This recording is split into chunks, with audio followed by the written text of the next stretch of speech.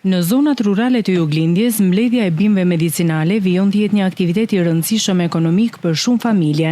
Kryesisht gratë janë ato që angazhohen në mbledhjen e bimëve në natyrë, duke e kthyer këtë traditë në një burim të ardhurash për familjet e tyre.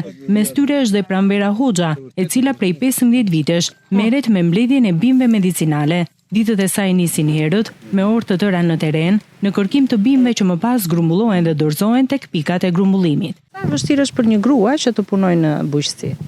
Po e vështirë, tash me pak sakrifica do t'i përballosh të gjitha. Dhe kaq vite neve kemi mbetur shumë të kënaqur dhe pe pronarve, dhe pe shoqërisë, dhe pe të tërve. Sa orë punoni në mbledhjen e bimëve? 8 orë. Për këto gra, puna në natyrë nuk është vetëm një traditë e trashëguar ndër breza, por dhe një mënyrë për të siguruar të ardhura gjatë muajve të sezonit të mbledhjes. Ta mbledhëm këtë lule kur është më madhe, kemi mbledhur nga 30 kg, kemi mbledhur nga 25, kemi mbledhur nga 15 kur bie lulja. Po në përgjithësi tash kemi dalë shumë më mirë, varet si ti të lulja. Me pagesat jeni të kënaqur? Me pagesat jemi të kënaqur, ky djali çdo ditë na i ka lënë mbrëmje për mbrëmje, nuk na i ka mbajtur që thua që sot jo po nesër po. Çdo ditë i ka paguar punëtorët.